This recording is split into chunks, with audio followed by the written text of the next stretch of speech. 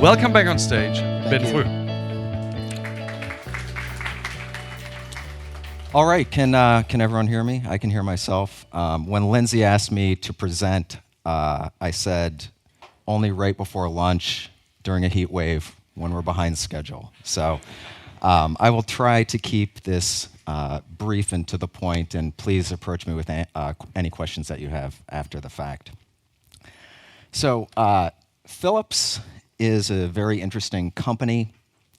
We make healthcare equipment that hospitals use to improve patient outcomes.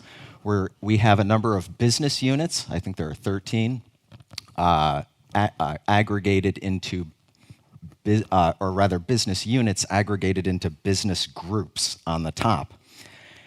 And we produce a wide variety of content, instructions for use, service documentation, customer education. And do you think everybody does it exactly in the same optimal way? No. These business units are generally siloed. The best case scenario that we're looking at currently are that there are common tools and processes within a single business group. I work over here in customer service. My job is to drive content best practices and standards. I have absolutely no authority, and therein lies the rub. How do you drive change across a siloed business without authority?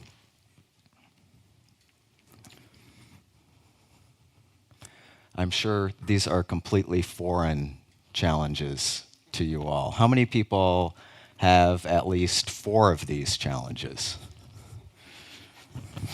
Some people raising both their hands, so I'll take that as 8. So we know, for example, Acrolinx is instrumental in helping us with SME authored content in an environment with no editors. And that's really where it has the biggest impact at Philips right now. We're looking to use some of the more advanced functionality in the future. But in this distributed environment with no authority, we need to get people moving in the right direction. And our biggest challenge, my biggest challenge, is lack of content literacy. Just about why content is important, what are the best ways to go about creating it.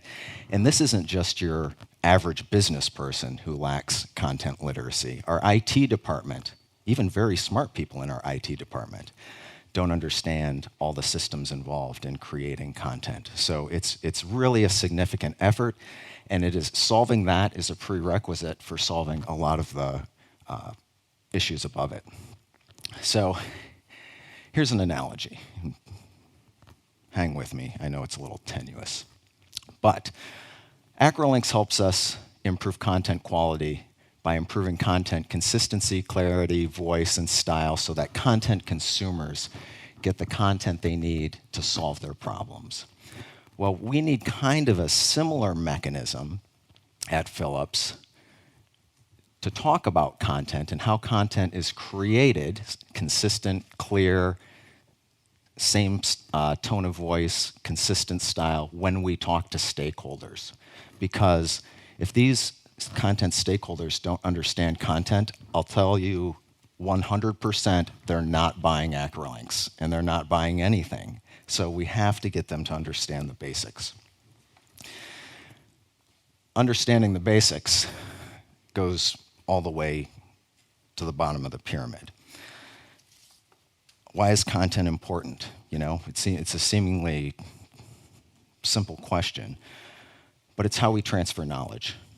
So if we don't have a content creation and distribution capability, there is no knowledge management. We simply cannot transfer knowledge among employees, partners, and customers.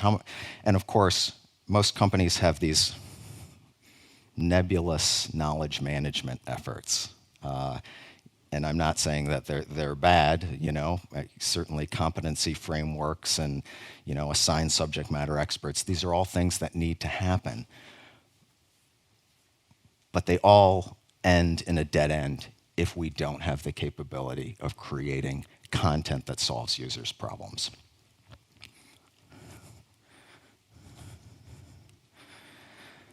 So here's another kind of seemingly simple thing that we talk about with our stakeholders. For any modern company to be successful, they must efficiently create, distribute, and monetize digital user-centric content that transmits needed knowledge to employees, partners, and customers. Well, that's a nice mission statement, Ben. And in fact, we bring this up in meeting after meeting in various contexts. The number of companies, for example, that have different tools and processes, different content tools and processes, one for employees, another one for partners, another one for customers. It's ludicrous. Let's create content in the same optimal way for everybody and just tag our content with our intended audience. The number of cycles that we waste doing the same thing over and over again for different audiences is something we don't have the resources for. Now, there are many content frameworks out there. There's knowledge-centered service, for example, with customer support content, even going back in time to ADDIE for educational content.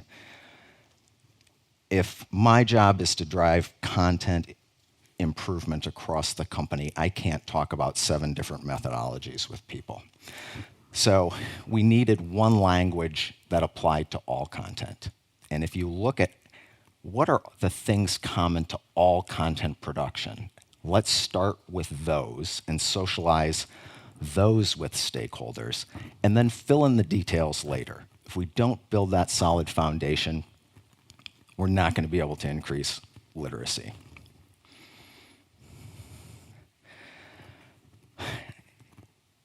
I think it was maybe 2 years ago, 3 years ago, I spent half a day searching for methodology online. How do people define methodologies?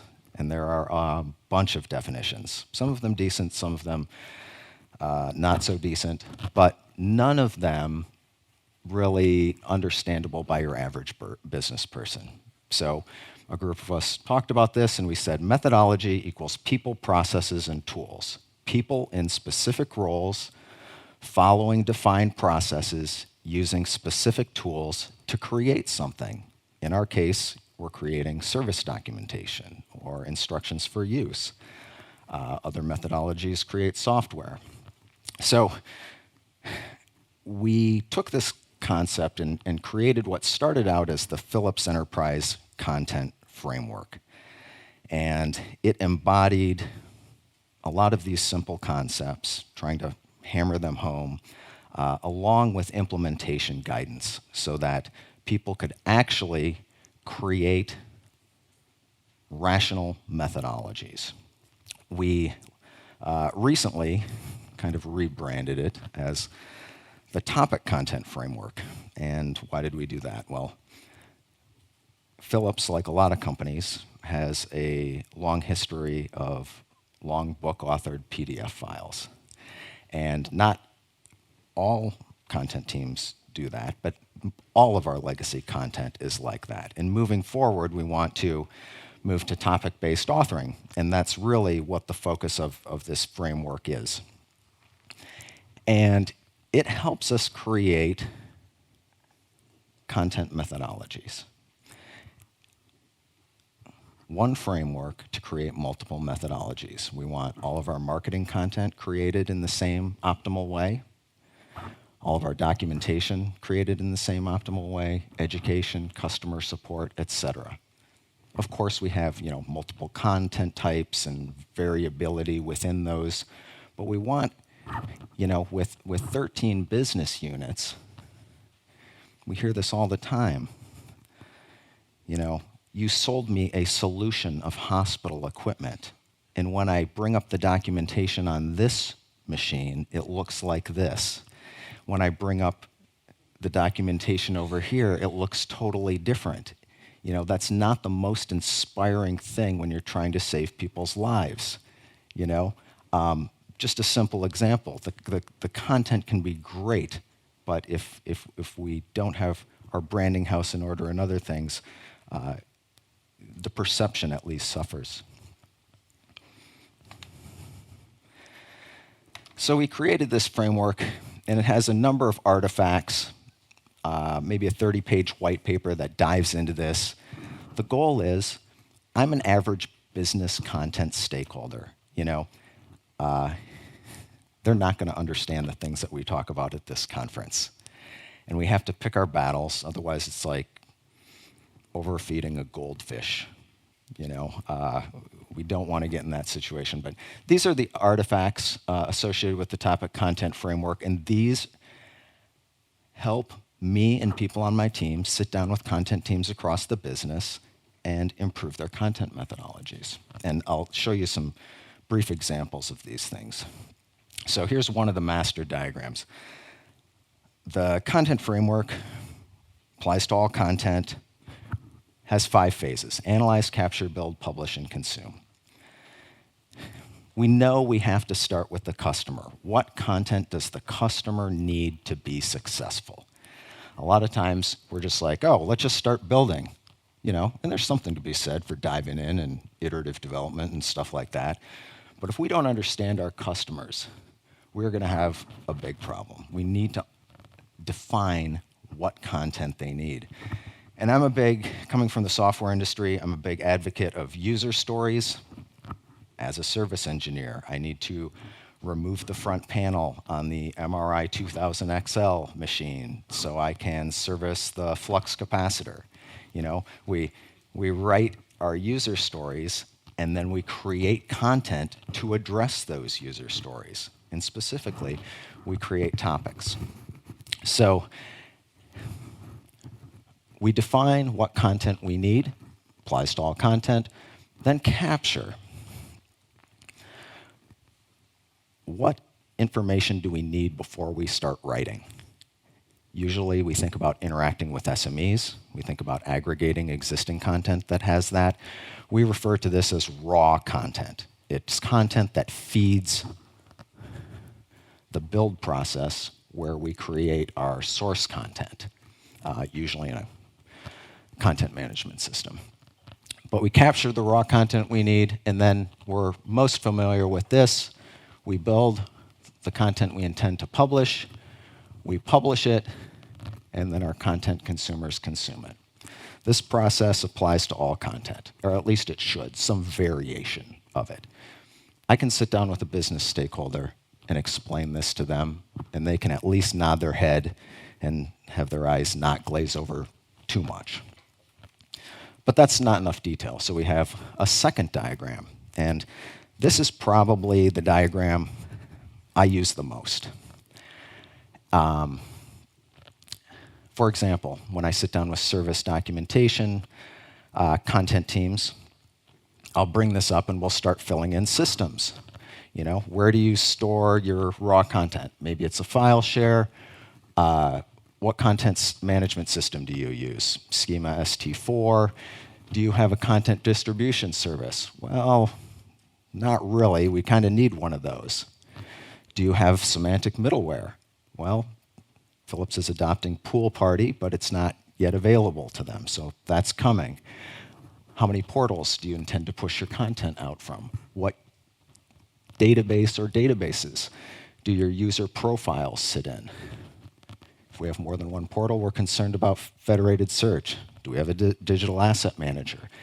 Let simple but comprehensive diagrams drive the discussion. We pick our battles.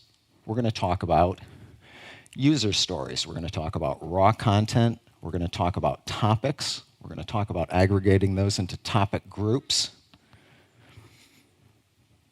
And that's it. We're going to talk about those things until we're blue in the face. Once again, is this perfectly accurate? No. Accuracy is overrated. I have discovered. It's better that the people I talk to understand it 80% of the way with a few misconceptions and details lost than understanding none of it, which happens if I insist on technical accuracy. Similarly, we have reference roles and tools. Who do you need on your team to create content? What tools are involved in this content creation? Well, we picked them, we defined them, and we talk about them. We can go through exercises where we analyze people's content creators and assign one or more roles to people on their team, identify the gaps, and at that point you have two choices. You can either compromise on the way that you create content, compromise on your capability, or you can hire or train people to have those capabilities. Similarly, on the tool side, there should be a standard suite of tools that are used by all documentation writers at Philips. That's an effort to get there, but we're headed in that direction. And then we have reference processes. And I mentioned this morning, Philips has regulated content. So we have these content procedures that sit in quality management systems. And I don't even understand them. They're unbelievably terse the way that they're written. So a business person has no hope. So we said, the important things we're going to talk about, it has to fit on one PowerPoint slide. If it doesn't, we're not even going to talk about it. I'm not saying that's not important. I'm saying we're not going to talk about it. So I'm going to show you just one of these in detail so we can see, and we can see a couple places where acrolinks really fits in. So if we start at the top, the idea is we've defined our user stories. Those user stories map to topics. We have a bunch of topics that we want to write. That has to sit in some work management system or someplace. But the topics are distributed to authors, and we'll see a number of bubbles here on each process. What's the reference role that's involved? What's the reference tool that's involved? And we can talk through this. Do we need simple media? Can an author just take an existing image out of the digital asset manager and insert it and use it as it is? Or are we looking for a interactive CAD diagram, complex media that's going to require somebody else to help us out? But at the end of the day, we author our topic, and somebody's got to edit it. And this somebody, we have peer review processes. Very few content teams have designated editors.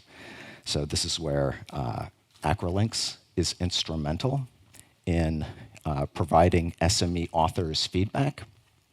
Is the topic well written? You tell me, Acrolinks. Then it's back to the SME for review. And in Philips' case, there's also the quality and regulatory step.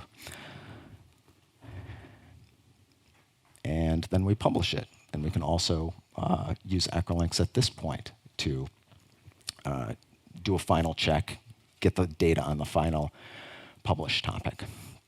So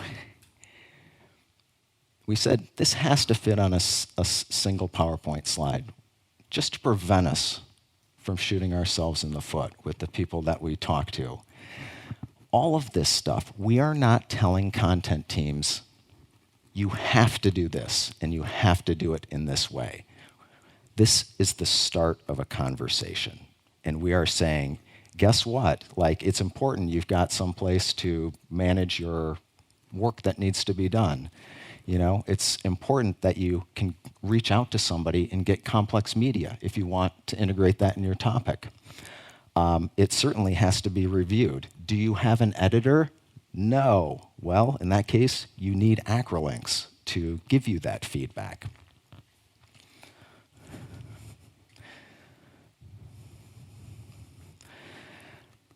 At the beginning of this effort, we also had this concept of specifications. And specifications are kind of the first step in dealing with an immensely chaotic environment. And it gives content teams, distributed content teams, directives on what they should be focusing on. And we're basically saying, I don't care how you do it, but you have to do this. And as a first step, we found these to be quite useful to get people to focus their priorities. We collaboratively kind of worked with people. The three kind of directives we have, we've got musts, which are the first thing that people should work on. We've got should with an asterisk next to it, and that means that's a should that's going to be a must in the future. And then we have the shoulds, which are time permitting, and we know those never get done. So if we have 60, 70 content teams across Philips, you know, it's really important to comply with brand guidelines so that the person using multiple pieces of Philips equipment has documentation that looks like it comes from the same company. Like, that's really important, bottom of the pyramid kind of stuff. We must use a controlled vocabulary. Well, how are you going to comply with that? Backlinks. So that's why over the last few months I've been working with Lindsay and James and others to get a plan together to move beyond the bottom-up acrolinks adoption that we've had to date to make the product available to every single person at Philips, so that even an SME using Microsoft Word to publish things on a select basis to partners can go to our software portal, download it, have it be billed to their cost center, and they're off. They're using at least a baseline vocabulary approved by Philips Digital, including taxonomies of products and things like that.